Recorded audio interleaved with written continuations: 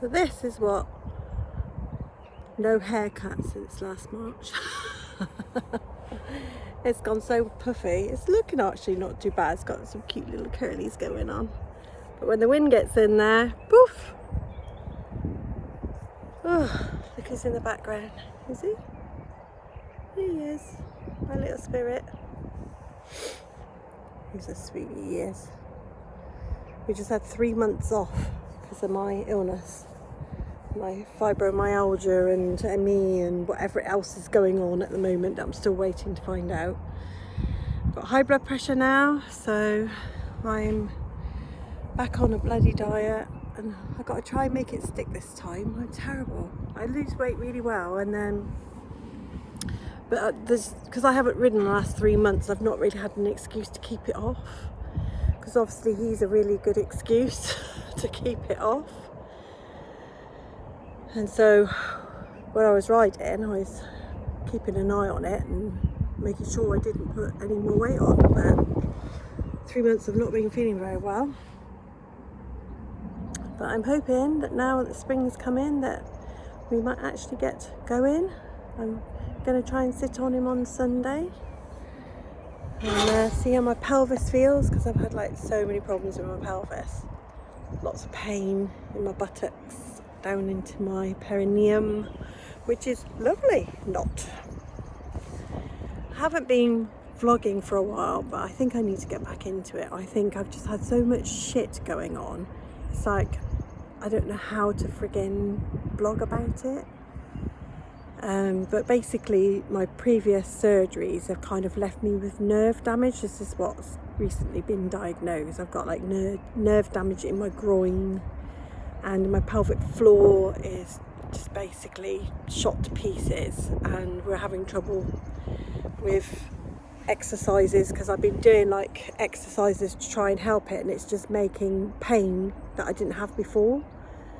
So I'm currently waiting to see, I'm waiting for the lockdown to finish. I've got to go and see a different physiotherapist because I just want a second opinion about my pelvis, because the current one is like saying keep at it and just keep going, and that's just making the pain loads worse. And then I can't walk properly because the pain is just so bad, and hobbling, and I'm already hobbling as it is because I've got like arthritis in my ankles and my knees and my hips. I'm always hobbling somewhere from pain somewhere, and so yeah, it's not good really.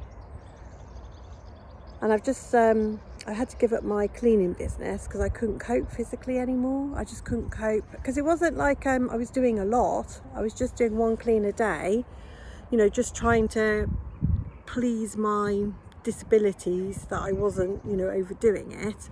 But since I started having problems with my pelvis, the cleaning, even, you know, even my, because I wasn't doing particularly what I call, you know, they're not hard cleaning,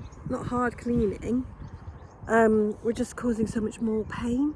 So I've gone back into care. So I'm now doing domiciliary care, which is you go from like customer to customer, and my employer's just absolutely been amazing, because, you know, I had to almost within 4 weeks of working there, I had to have a meeting with them because I wasn't coping with pain and just exhaustion really. And I'm not doing complex care. I'm literally making people sandwiches and putting microwave dinners in the microwave and giving them the medication and making sure they're going to bed. I'm not doing complex or hard care. Everything I'm doing is really light. It's not hard at all. It shouldn't be hard. But unfortunately, due to my health issues, it has been hard, really hard. I'm spending my days exhausted all the time and just feeling generally not very well at all. And then I've got stuff going on with my glands. You can probably see this side is like got a lump there. I've got stuff going on with my glands, which causes stuff going on with my throat. So I've constantly got this weird little cough thing all the time, and my glands keep swelling out, and I look like a hamster.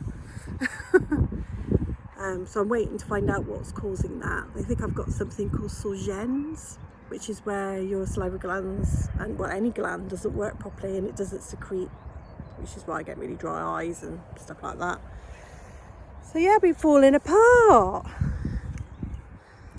So yeah, not good, eh?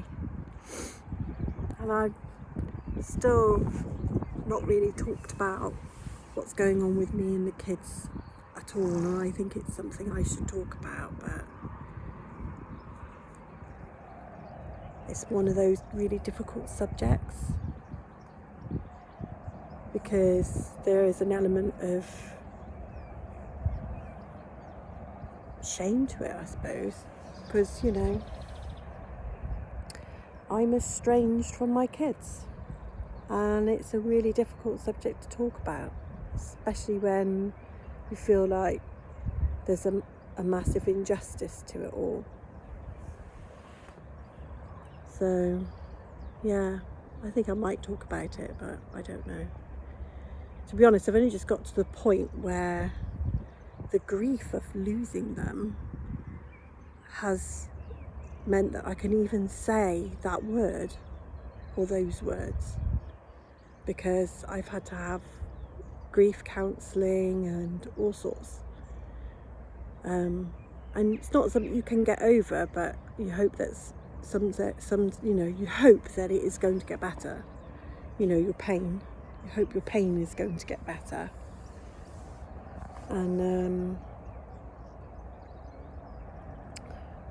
but you know, it's difficult, isn't it? Because I still really love my children, and they don't want me, and they hate me, and they have reasons for it which I don't necessarily agree with.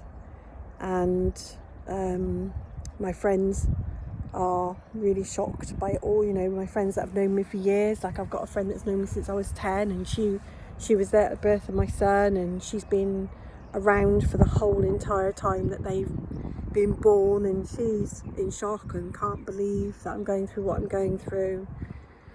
And but weirdly, I came out on Facebook about it and couldn't believe, I was really shocked that loads of my friends were kids from the same generation. So I think they call it Gen Z and millennials, I think. Don't quote me on that, because like I've only just recently started learning about all these weird labels. Have had similar issues. And then when you talk to them about it, it's all like, what the hell?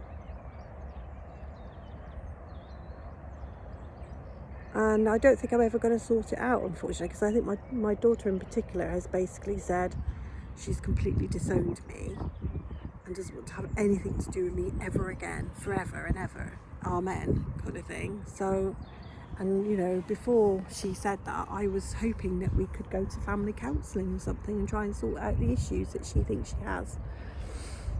And but it's not going to happen. But at some point, I'm going to have to try and move on with my life. I've sort of hung about and faffed about, thinking that, you know, it would all sort itself out in the end, and it hasn't.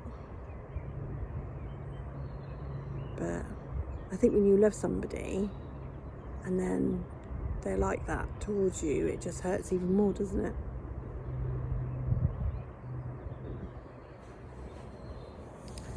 But it is what it is. So I've got to try and sort my head out about it all. And I will try and talk about it a bit more. But yeah, so here's my guy. My best friend's been with me through some really dark times. He's really helped me a lot. I just stood grooming him for like ages because he's molting, and like he's on restricted hay for this week, and then he's just going to be on the grass. He's on a track system though, so he's not going to be on full grass, because I have to restrict his grazing in the spring, summer and most of the fall, because otherwise he just gets as fat as a house and then he ends up with laminitis, so it's not worth it. So yeah, this is him restricted hay because he started putting tons of weight on, and then he will go onto the track system once they've finished, because they're doing a new track system over there, and then this track system is going to be opened up, so then he'll be on the track system with all the girls, because the girls like him. I think he's lovely. Anyway, hope you're all having a good day, and I'll see you soon. I'll try and remember to keep blogging. I'm not very good at it. I'm absolutely shit at it, actually, at the moment. But I think I need to do it for me, as a form of therapy, maybe. Bye.